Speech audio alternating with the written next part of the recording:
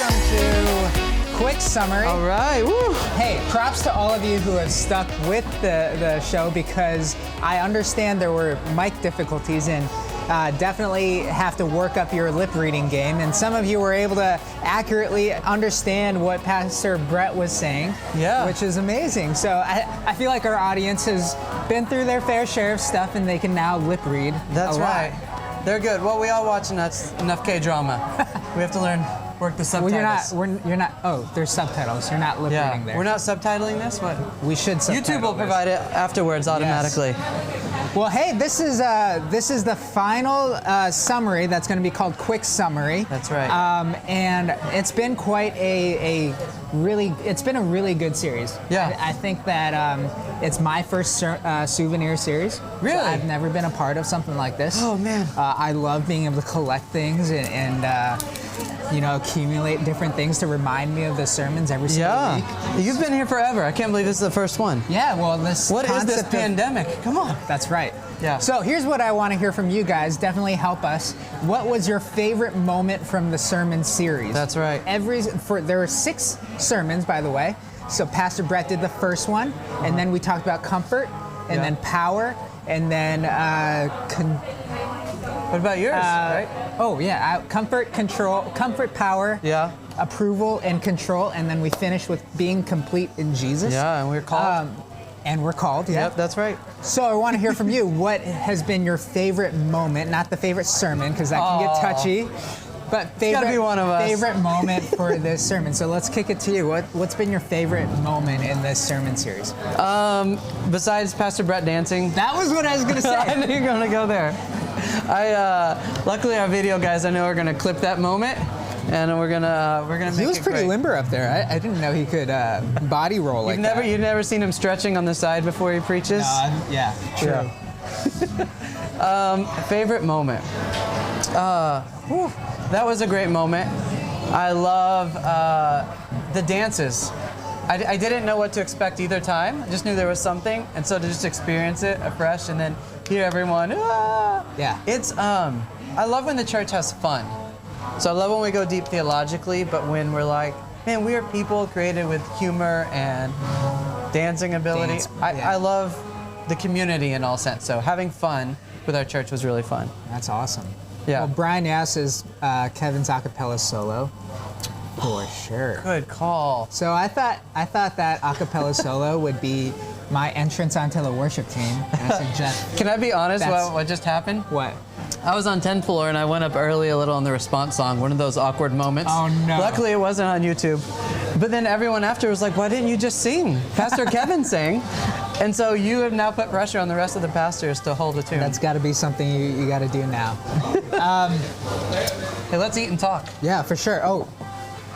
Can you name these things? Xiaolong Bao.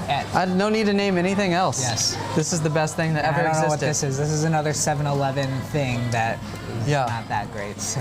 Oh, I love them all. I think that's just sumai a little different with some meat. We'll see. So I love I did love the dancing. That was awesome. Yeah. But I think the thing that I'm going to walk away with is all these decorations. I don't think you guys see it from the online service, but the detail that's on each and every piece of thing that's on the shelf is really incredible. And I hope that, I don't know if you'll be able to experience it, but if you pick off like one of the cans, it'll be like one of the idols that we're talking about. So I'm just kind of blown away by what people have been able to do aesthetically. Yeah, and if you watch the YouTube videos and they always highlight the Easter eggs in a movie, our staff is really good about that. So every little product, a lot of Lou's videos had little nuances or things in there to get you to go deeper. So I think anytime I walk in a grocery store, which is kind of our point, or a convenience store, your mind should be cued to be looking out how they're merchandising, but also what you're buying into. So, which is great, because now we have cues all over the world to get you to think about God. That's true. So hey, why don't we transition? You guys still haven't talked about your favorite moment of the sermon series. We would love to hear from you. It's great feedback, but also it just encourages us as we continue to plan for different series and stuff. Yeah. But let's talk about today's sermon. Yep. Really powerful. Yep. Really wonderful way to put a wrap on this, complete this whole sermon series. But there was a part in his sermon, in Brett's sermon, where he talked about all these different statements about what it means now that we're complete.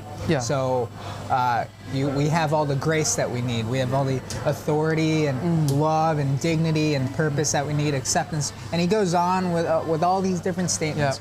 So I'm wondering from you, like, what was one of those statements that I think is easy for us to agree with, but hard for you to believe or to actually live out? Yeah. I think one of the surprising words Pastor Brett offered was, we have all the connection we need. I didn't see that coming.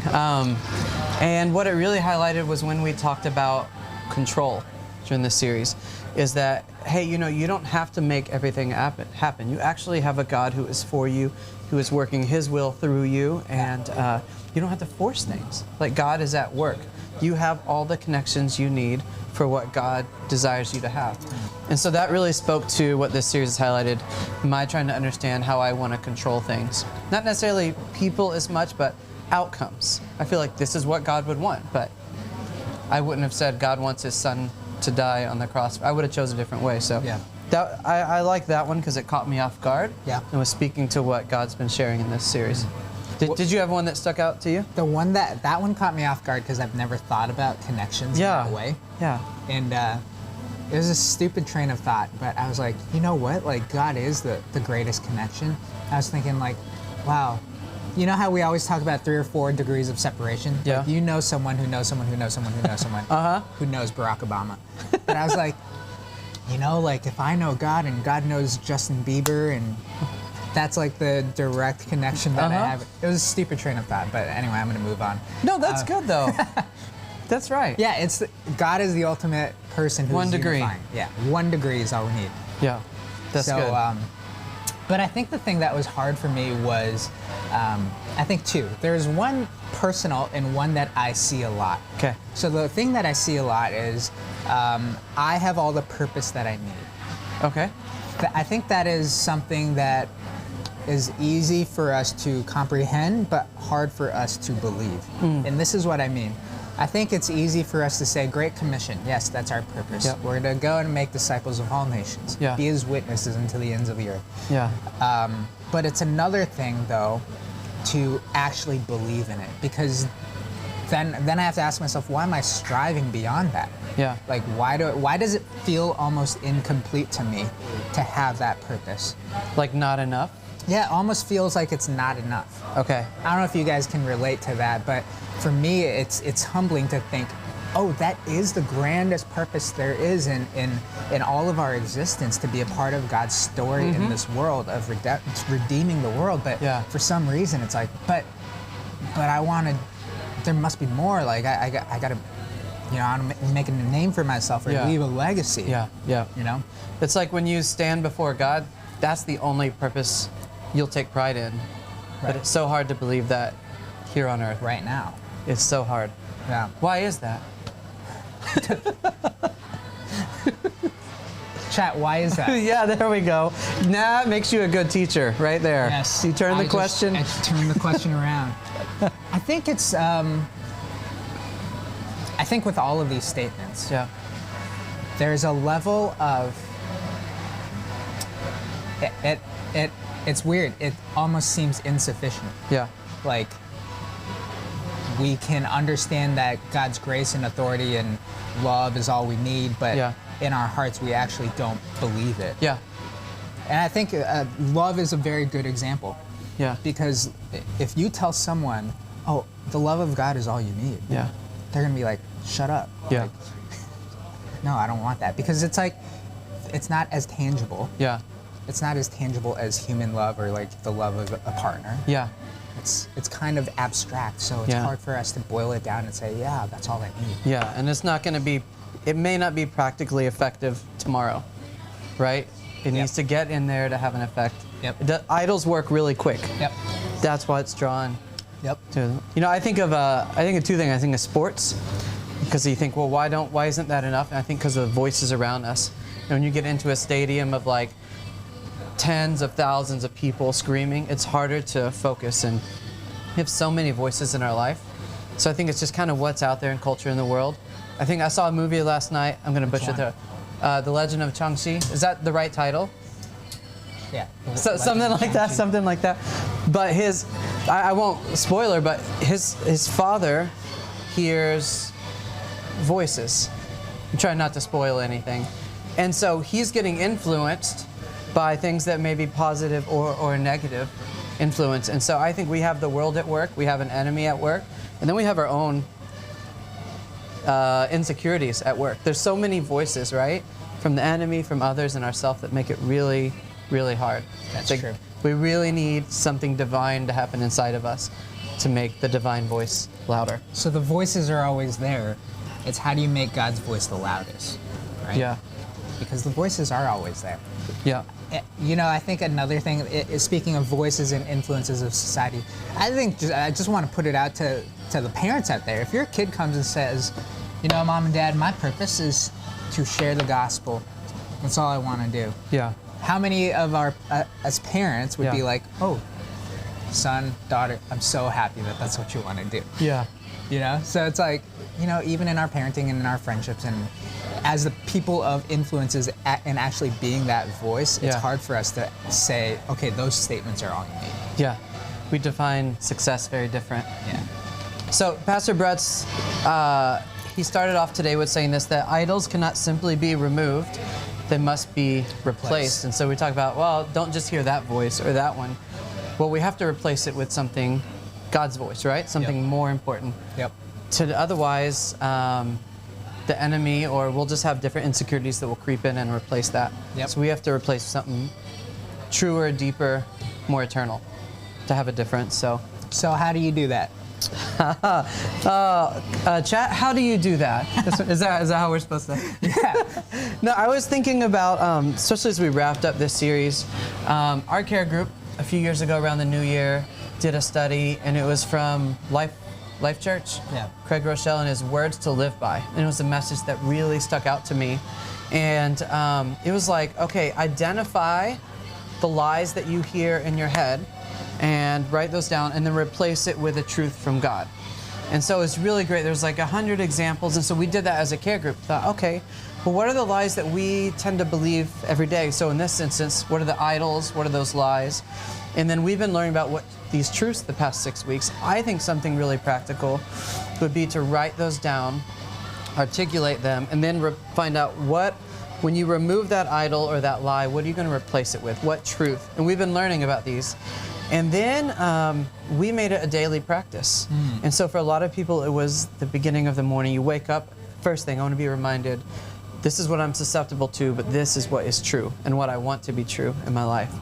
But I might also say, you know, if you do this as a practical outworking, maybe you hold that list until you're like 2 minutes away from the office, because that's where you need to hear the truth most. Or before you finish your work day and before you walk in your home, and how you want to be a part of God's kingdom in your house, then you need to read that truth. So I think writing it down, the lie, the truth, and then finding when's the most strategic moment of the day to be rehearsing that.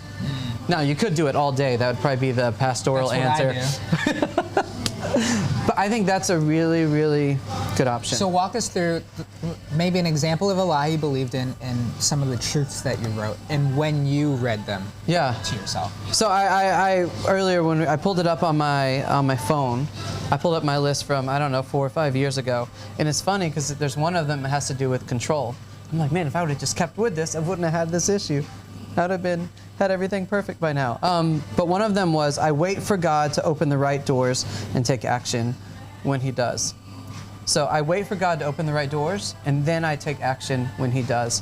And to me, that one was about control, about trying to force or manipulate people or situations to the outcome I thought and the timing I thought. Okay. And so that was one. Hey, I'm going to be patient. I'm going to have the peace of God to wait for Him to move. But I'm going to be ready, so when that moment comes, I'm prepared to step through that door.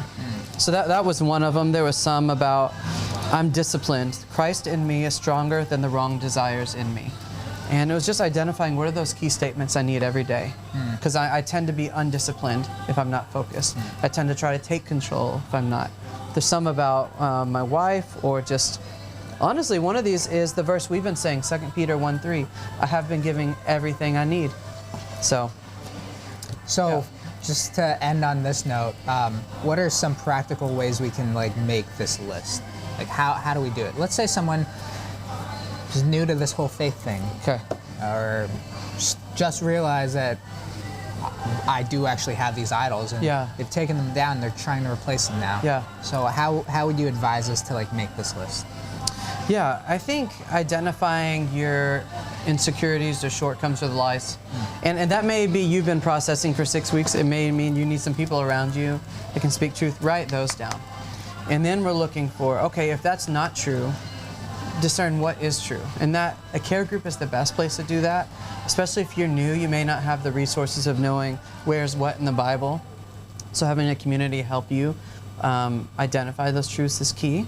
But if you're all alone out there on the internet, Google is a friend of like, what are God's truths for? Don't stay acceptance. alone. Don't stay alone. Yeah, community everywhere. We got community online right now. You can That's find community. That's right. Yeah. Put it in the chat. Yeah. I think that's finding resources to help you identify, and you can work your list. Don't get stuck that it has to be perfect. You have to go buy a new awesome notebook to write it in, and just get it done and start. And God will work on you to kind of change it, shift it, perfect it. That's good. Yeah. So guys, this has been fun and really a great sermon series, and this is our challenge to you. That kind of wraps up this series. Only for the online crowd. Nobody else is getting this this challenge. They're going to be incomplete. They're incomplete, but you can be complete. Can you make a list? 5 or 6 sentences or statements that you read at a specific time when you're most vulnerable every day. Yeah. Based on the idol that you struggle with. So mine is going to be, if I struggle with acceptance, it's going to be, I'm going to read my statement about being accepted and being fully complete in Jesus right when I get into the office. I think that'll be a good place for me, or right before important meetings. But what is that for you? We're going to challenge you to do it and keep each other accountable. If you have some friends, or if you have some friends here that you've made on this online chat, ask them to keep you accountable and ask about how you guys are doing every time you log on, okay? Yep. That's anyway, good. This has been Quick Summary.